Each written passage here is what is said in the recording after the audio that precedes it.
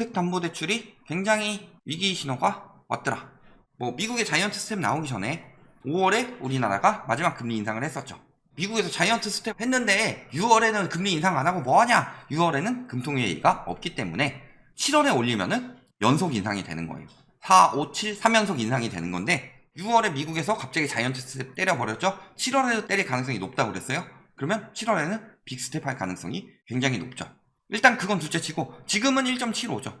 그래서 2달 연속 인상을 하고요. 그 전에 2월에 인상했고요. 11월에, 8월에. 그래서 3개월, 2개월, 2개월, 1개월 텀으로 이렇게 쭉쭉 올라가게 되면서 주담대 변동금리 기준 코픽스. 코픽스가 뭐예요? 주담대 변동금리의 기준 지표다. 가끔 가다가 여기 와서 댓글 다는 인간들이 있습니다. 고정금리를 안 죽는다.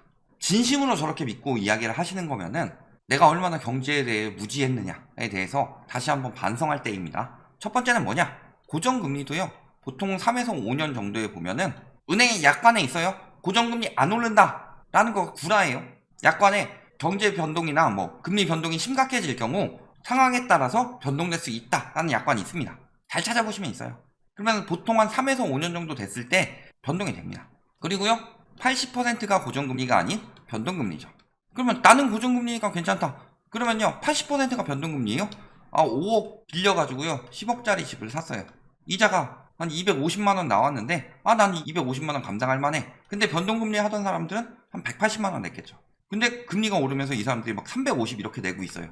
그러면 이 사람들이 가격을 떨어뜨리면요 아무리 나는 가능하다고 하더라도 가능해지지 않습니다. 이 가격을 내가 버틴다고 유지가 돼요? 옆에 사람들이 다 9억, 8억, 7억 팔고 있는데 나는 버틸 수 있으니까 나는 10억에 팔 수 있어. 자본주의에 대해서 개뿔도 모르는 거죠. 그 정도의 지식을 가지고 여기 와가지고 자본주의의 논리를 논한다라고 하는 거 보면은 웃기지도 않다. 본인은 고정금리라 버티더라도 80%의 변동금리가 못 버틴다. 그리고요 변동금리 기준 지표 이 코픽스 금리가요 1월부터 굉장히 빠르게 오르고 있다는 거죠. 이 코픽스 금리는 왜 빨리 오르느냐? 채권금리가 올라가고 있기 때문에. 장기 단기 지금 채권금리 쭉쭉 올라가고 있죠. 3.6, 3.7이에요. 작년에 3은커녕 거의 2 초반이었는데 지금 3.6, 3.7이다. 앞으로 금리는 더 오를 거예요. 지금 요 채권금리가 반영이 덜 된 거예요. 국제금리가 올라가면요 자금 조달, 은행도 국가에서 조달을 많이 하죠. 그러면은 은행채 금리도 당연히 올라갑니다. 은행채 금리가 올라가면은 코픽스가 은행채 금리를 반영을 하기 때문에 코픽스가 올라가게 되는 거고 이게 주담대로 영향이 가는 거다. 그럼 코픽스 금리가 1.98%니까 한 2% 정도 되겠네요. 그게 아니죠. 지금 주담대 금리 7%가 뚫렸습니다. 물론 상단이 7%니까 주담대 빌리면 무조건 7% 금리 나옵니다. 이건 아니에요. 그런데 평균 금리가요 4월 기준 4%가 나왔습니다. 그리고요 5월에 금리 인상했죠. 그리고 6월에 채권이 지금 엄청나게 튀고 있습니다. 왜 튀고 있죠? 미국에서 자이언트 스텝 했으니까. 그러면요 지금 요거 6월 기준으로 따져보면은 훨씬 높다. 그런데 4%만 돼도요 부자들은 집을 안 삽니다. 지금도 그런 이야기예요. 현금 부자만 웃는다. 현금 부자들이 금리에 민감하지 않을 것 같나요? 현금 부자들이 금리에 굉장히 민감하다. 왜? 현금 부자들도 현금으로 다 사는 건 미친 짓이기 때문에. 또 한 가지는요 금리가 올라가면은 수요가 감소하죠. 수요가 감소하는데 어떻게 집값이 올라가느냐? 맨날 공급 부족 이야기하고 있는데요. 공급은 항상 증가 중이죠. 마이너스 공급이 나오지는 않았습니다. 여태까지. 근데 공급이 5만 가구 하다가 4만 가구 됐으니까 공급 부족이다. 아니에요. 100만 가구가요. 105만 가구가 됐다가 109만 가구가 되면서 늘어나고 있는 중인 거예요. 그걸 되게 교묘하게 사람들 속이고 있는 건데요. 쉽게 얘기해서요. 50점 맞던 친구가요. 공부를 해서 80점이 맞았어요. 그 다음에 90점이 맞았어요. 그러면 성적은 좋아진 거죠. 점점. 그런데 이때는 30점이나 올라놓고서 이때는 10점밖에 안 올랐으니까 공부 더 못하게 됐다. 이렇게 이야기하는 거랑 똑같이 이야기를 하고 있다. 근데 실질적으로는 계속 점수 오르고 있는 거예요. 성장하고 있는 거고. 그래서 미국에서 이번에 자이언트 스텝 나왔죠? 어떻게 됐어요? 금리가 동률이 됐습니다. 그런데 7월에 한 차례 더 자이언트 스텝이 될 가능성이 높다라고 하고 있죠? 그러면 한 차례 더 높아지면요 우리나라가 빅스텝을 하더라도 금리 역전이 됩니다. 그런데 금리 역전이 생각보다 굉장히 빨리 왔죠. 지금 우리나라 연말 금리가요 올 초에는 2% 예상을 했는데 두어 달 전까지만 해도 2.5%로 올랐죠. 이 2%, 2.5%의 기준이 뭐냐? 최대한 낮게 잡은 거예요. 왜 이렇게 잡았느냐? 미국이 이 정도 올리면은 적어도 올해 금리 역전 당하지 않을 정도로. 이 이야기가 나왔던 건데 이제 7월에 금리 역전 당하게 생겼으니까 이제 와서 금리 역전 당해도 괜찮다. 당해도 괜찮아요. 환율 폭등하고 있는데 무역 적자 심화되고 있는데 외국인 자본 계속 빠져나가고 있는데 물가 폭등하고 있는데 벌써 금리 역전 당해도 괜찮아요? 안 괜찮아요. 안 괜찮은데 지금 정신승리하고 있는 거예요. 왜냐면은 쭉쭉 올라가면은 경기 대침체 날까봐 경기 침체랑 환율이랑 지금 왔다 갔다 하면서 지금 저울 재고 있는데요. 결국에요. 금리 인상 못 따라가가지고 터키처럼 부작용 생기게 되면요. 그때부터 미친듯이 올릴 수밖에 없습니다. 경기가 더 침체되든 말든. 어느 쪽이 더 좋을까 지금 재고 있는 정도이지 미국한테 금리 역전돼도 좋을 건 하나도 없다. 적어도 빅스텝 인상은 해야 된다. 왜냐면 벌써부터 이렇게 벌어지게 된다. 7월에. 그러면 안 되니까 빅스텝을 할 가능성이 높아지고 있다. 밟을 수밖에. 예상, 빅스텝 고민하고 있다. 빅스텝 발언이 계속 나오고 있죠. 지금 빅스텝 가능성이 높아지고 있죠. 그러면 어떻게 돼요? 기준금리는 영향을 주느냐 안 주느냐. 기준금리가 올라가게 되면은 당연히 채권금리도 따라 올라가게 됩니다. 당연히 시중금리에 영향이 갈 수밖에 없어요. 그렇네요. 올해 연말에 2.75 예상이 된다고 그랬어요. 빅스텝 안 한다고 하더라도 2.75죠. 빅스텝을 하게 되면 3 넘어가겠죠. 올해 초에 저희가 이야기할 때 뭐 2% 이야기하는데 2% 어림도 없는 소리라고 그랬죠. 연말에 2%가 말이 되는 소리냐. 지금 3% 바라보고 있죠. 그렇네요. 3% 안 올라가고 2.75라고 치더라도 1.75에서 2.75로 1%포인트가 올라가게 되면은 과연 시중금리는 1%포인트만 올라갈까?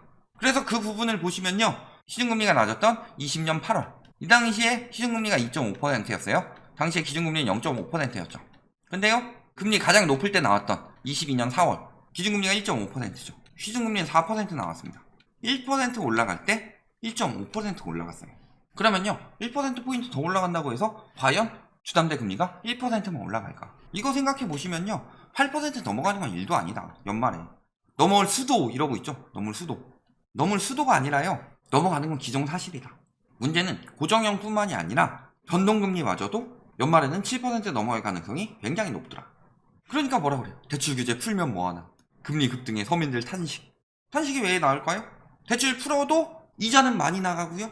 대출은 더 조금밖에 못 받고. 그러니까 집은 못 사요.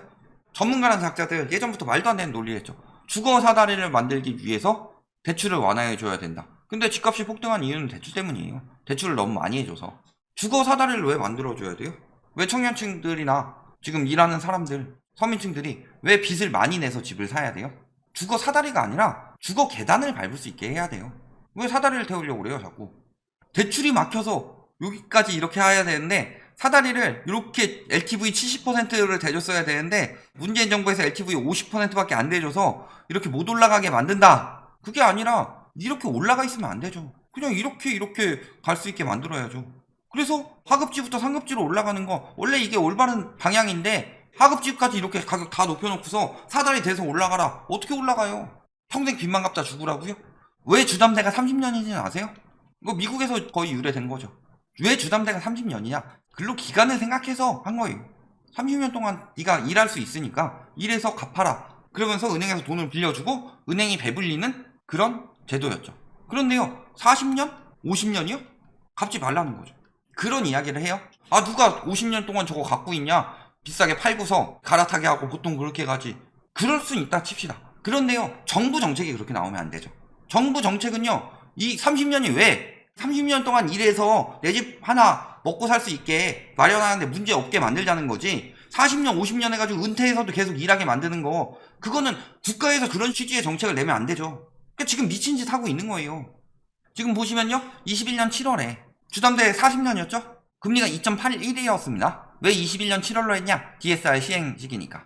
그랬을 때 그때 주담대를 받았다. 소득 3천인 사람이. 그러면요. 주담대가 2억 8천까지 나옵니다. 2억 8천 6백까지. 그런데요. 상환기간은 이번 정부에서 50년으로 늘렸죠. 그리고 금리도 올라갔죠. 4%로. 한도가 늘었을까요? 그래도 주담대 늘렸으니까? 아니요. 지금 주담대 금리 3.9%죠. 50년으로 늘렸어요. DSR 40% 맞추니까 오히려 한도가 2천만 원 줄더라. 그런데요. 빌린 돈은 적은데요. 갚은 돈은 많아요. 10년 더 갚으니까. 그럼 어떻게 돼요? 원금 떼고 이자만 보더라도 1억 9천에서 3억 3천까지 엄청나게 늘어난다. 이런 미친 돈을 누가 왜 빌려요?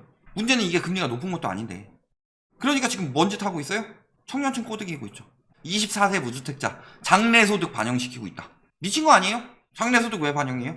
장래소득 반영해서 대출한도 51% 늘린다면요, DSR 40%가 이것에 51% 늘어나면은 DSR을 60.5%까지 내주겠다는 거예요. 24세한테 버는 돈의 60%를 빚 갚는데 써라. 뭐 얼마나 엄청나게 대단해지느냐 볼까요? 2억 6천 정도 나옵니다. 상한기간 50년 잡았을 때 4월 금리로요. 지금 금리가 더 올라갔으니까 저보다 더 안 나오겠죠. 그런데 24세 한도로 늘리면은 한 1억 3천 정도 더 받아요. 1억 3천 정도 더 받고서요, 이자는 얼마나 더 갚아야 돼요? 1억 3천 대출 더 받아서 1억 8천을 더 갚아야 돼요. 문제는요, 지금이 금리 올라간 중간이죠. 요거요, 한 5%만 올라가도 차원이 달라진다. 나이 좀 더 먹은 30대 초반 같은 경우는요, 17.7% 더 대출 내준다고 했으니까 미래소득 반영해서 그래도요, 이자가 한 6천만 원 올라갑니다. 주담대 한 4천만 원 더 받는데. 근데 여기서 금리 더 올라가면요, 죽어요. 제가 표 만들어 놓은 거 있는데 한번 계산 한번 해볼까요? 금리가 1.5%는 더 올라갈 수 있죠, 올해까지. 그러면은 5.4%죠. 그러면요, 한도가 어떻게 되느냐, 3억 1259만, 그리고 여기는요 2억 4269만. 지금보다 오히려 줄죠, 30대 초반 같은 경우. 그리고요 5.4% 기준으로 가면은 1.5%만 더 오른다고 치고, 이자 부담이 5억 9,700이 되고요 4억 6,350이 됩니다. 한도는 2천 줄었는데 이자는 1억 3천 더 내야 돼요. 이 경우도요, 한도는 5천 늘었는데 이자는요 2억 6천을 더 내야 됩니다. 굉장히 무서운 상황이죠. 그리고요, 문제는요, 저렇게 대출을 받아서 했는데 실거래 가격 지수가 하락으로 다시 전환했더라. 3월, 4월 2달 연속 뛰었는데 지난달, 그러니까 5월 거는 아직 확실히 나오진 않았는데 하락 전환이 확실시되고 있다. 그래서 5월 공동주택 실거래 잠정 지수를 보면 마이너스 2%, 경기 마이너스 1%, 인천 마이너스 0.2%, 그래서 수도권 1.56%, 전국 1.12%가 떨어질 가능성이 높다. 그러니까 기껏 대출 많이 내서 이자 더 많이 주고서 10년 더 갚아가면서 돈을 빌렸는데 집값이 떨어지고 있다. 왜? 수요가 줄었으니까. 결론 뭐예요? 주담대 금리 무섭게 오른다. 그리고요, 이제 한 4, 50년 대출을 받으면요, 만기 때로 계산해 보면은 이자가 원금보다 크다. 한 10년만 갖고 말 건데요, 앞부분일수록 이자 비중이 큽니다. 그러면서 지금 수요가 엄청나게 줄고 있죠. 아니, 한도는 거기서 거긴데 내는 돈은 엄청나게 많아졌고요, 막상 원금은 거의 안 까이고, 그러면 수익률은 당연히 떨어지죠. 그러니까 수요가 굉장히 줄고 있다. 수요가 줄면서 가격이 떨어지고 있고요. 가격이 떨어지는데 대출을 더 받아서 들어갈 이유가 있을까요? 결국에는 가계부채로 뛰었던 집값은 가계부채 붕괴와 함께 무너질 수밖에 없고, 지금 그 중에서 핵심이 되는 주담대 금리가 올라가면서 수요가 붕괴되고 있기 때문에 이제 집값 붕괴는 금방이다. 그러니까 절대 지금 마음 급해질 필요 없다는 거죠. 마음 급해질 필요 없고, 적어도 유동성 축소장이 끝날 때까지는 계속 내 집 마련할 필요 없이 자산을 지켜야 한다. 집값은 떨어질 수밖에 없다. 여기까지 말씀드리겠습니다.